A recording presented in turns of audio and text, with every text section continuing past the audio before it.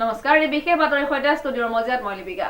জনমভূমি আৰু প্ৰাক পৰিয়ালৰ সন্মানাৰ্থে প্ৰকৃতিপ্ৰেমী সমীৰ ৰয়ে ৰোপণ কৰে অৰ্কিড। নিউজ নাওৰ এক প্ৰতিবেদন।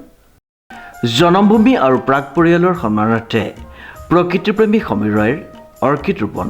উল্লেখযোগ্য যে জনমভূমি আৰু প্ৰাক পৰিয়ালৰ সন্মানাৰ্থে প্ৰকৃতিপ্ৰেমী সমীৰ ৰয়ৰ উদ্যোগত যোৰহাট ষ্টেডিয়াম চৌহদ আৰু দৈনিক জনমভূমিৰ সন্মুখভাগত ক্ৰমে প্ৰাগ নিউজৰ পৰিচালন সঞ্চালক ডক্টৰ সঞ্জীৱ নাৰায়ণ, মুখ্য পৰিচালন সঞ্চালক ডক্টৰ অক্ষতা নাৰায়ণ, বিশিষ্ট চলচ্চিত্ৰকৰ্মী সম্পাদক কাজু মছজিদ, বিশিষ্ট সাংস্কৃতিক কৰ্মী সাংবাদিক দেৱজিৎ ভূঞা, বিশিষ্ট সাংবাদিক প্ৰশান্ত ৰাজগুৰু আদিৰ সন্মানাৰ্থে আৰু দৈনিক জনমভূমিৰ টেক্স ইনচাৰ্জ লেখক সাংকব কৌশিক বৰুৱা, বিশিষ্ট সাংবাদিক ক্ৰীড়া সংগঠক দিগন্ত বুঢ়াগোহাঁই, নিষ্ঠাবান বিষয়া এম চিৰাজ, ৰঞ্জন শইকীয়া, বিশিষ্ট সাংবাদিক ৰক্তিম ৰঞ্জন বৰুৱাৰ সন্মানাৰ্থে ৰোপণ কৰা হয় অৰ্কিড। উল্লেখযোগ্য যে 2020 চনৰ পৰা একক আৰু নিস্বাৰ্থভাৱে অসমৰ প্ৰায় 300 বিভিন্ন ঠাইত প্ৰায় 8,000 অৰ্কিড বিভিন্ন অসমৰ গৌৰৱৰ সন্মানাৰ্থে ৰোপণ কৰা সমীৰ ৰয়ে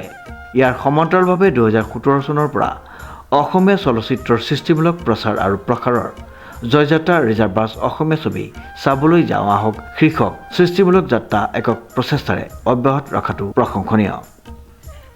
ব্যুৰ' ৰিপৰ্ট, নিউজ নাও।